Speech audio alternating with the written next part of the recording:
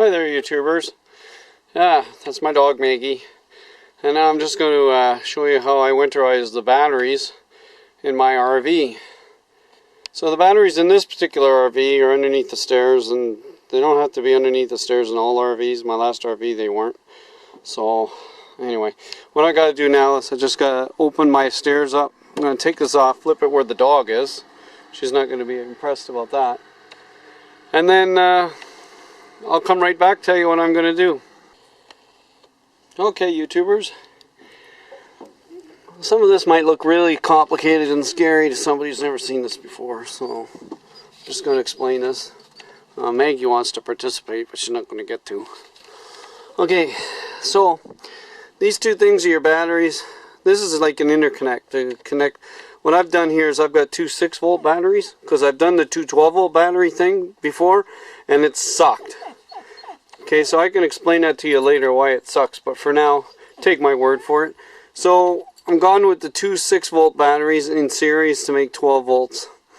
And what I'm going to do is I'm going to take this cable with me home, and I'm going to just disconnect this cable and disconnect that one. And what I'm going to try to do is I'm going to find a nut and bolt assembly to screw these back together and screw those back together, because if I got to come back in the winter, I can start the vehicle and I can still start the generator after that, and I can still, you know, move the slide outs if I have to, but I would never do that in the winter. I don't think rubber likes that when it's frozen. It keeps moving.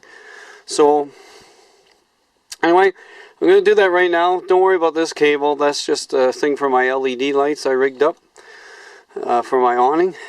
And everything. And I'm going to be taking this home, this bar that goes across there, because you can see it's all corroded. So I'm going to clean that up at home, and I'll paint it so it doesn't happen again. And anyway, you can't see it, but there's grease all over all this stuff, and what that is dielectric grease. And dielectric grease stops this thing from going on their posts, which is a real nuisance, right? So you can get dielectric grease anywhere. Just ask for it. I know some people might use Vaseline. I would never use Vaseline. Just dielectric grease. It's not that expensive.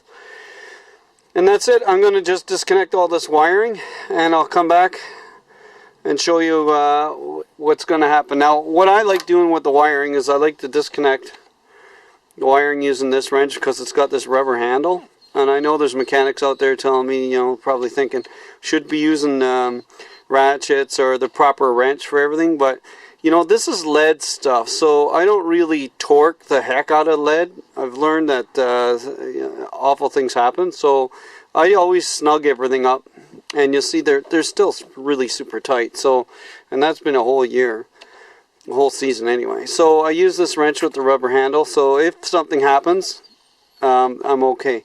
The first thing you do is you undo your negative post, because then there'll be no way of getting current from the positive to the frame. But keep in mind, when you take your positive off, there's a good chance it's still got positive energy coming from the vehicle battery. Right? I'm no expert at, like, I don't know what goes on in the boxes in this, but I'm not going to take a chance, so I always treat it with a lot of respect. Same with the negative, I still treat that with respect. Okay? So you just get in the habit of doing that, and then you don't get so many accidents. You're going to need your strap. So this is my strap that came with the battery. Some batteries have handles on them, and some batteries have straps built into them. Mine, they gave me this strap to go with it. So I'm going to need that to carry it around. Then I take these things, I'm going to put them in my shed. But right now I'm going to just undo it all, and I'll be right back. Yeah, I don't think you need to see how you undo bolts, but just remember it's counterclockwise, right? Okay.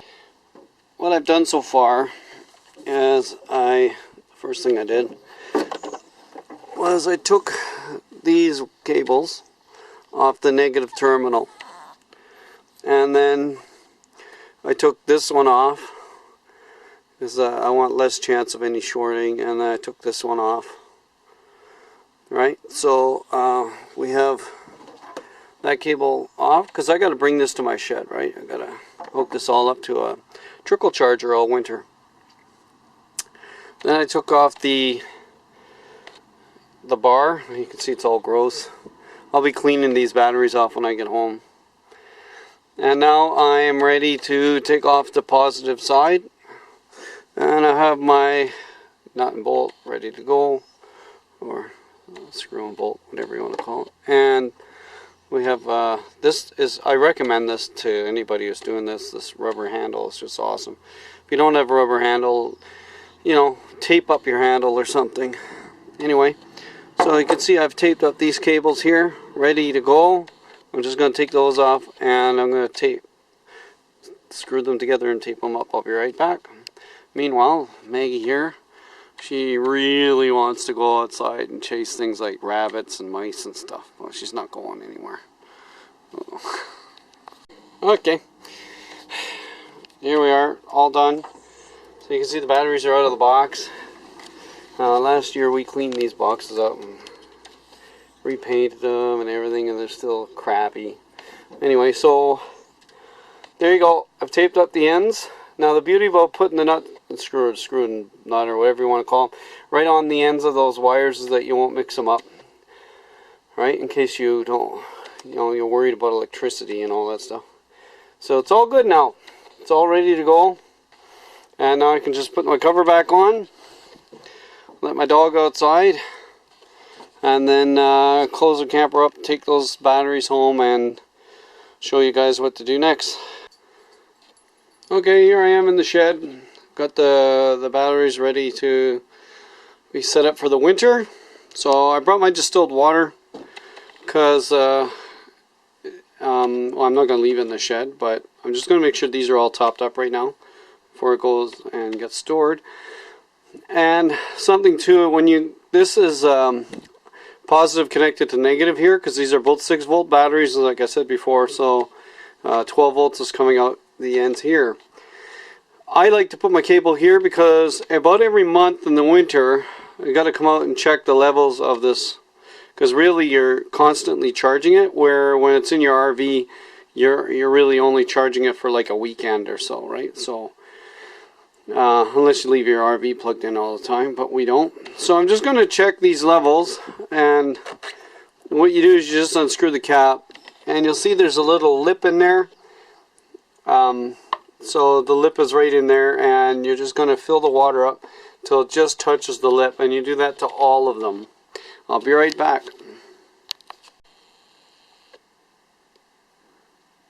Well, there I am back in my backyard. There's my dog again.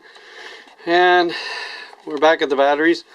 I just topped them all up. They were like down to the plates, so they're just a little above the plates. But right now there's a lip about half an inch down below the hole, so they're all filled up now.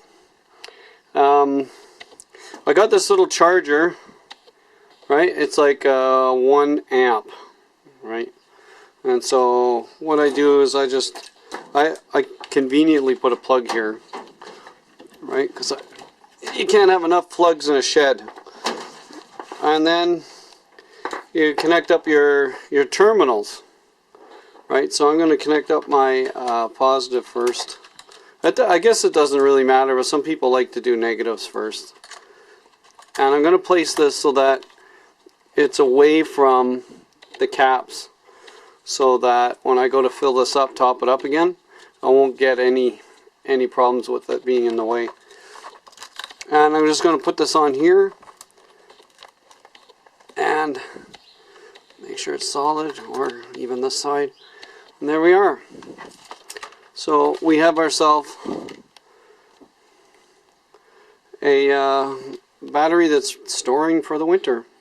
And in the spring when I come back, you know, after topping this up every month or so, just checking up on it, I'm going to have like brand new batteries, right? So I found this works best. Better than leaving them in the RV. They just die, and the cold gets to them and everything else. This way they stay a little warm because there's always current going into them. Anyway, hope this helps. Hi there, YouTubers. I'm going to try to explain why in my RV I use series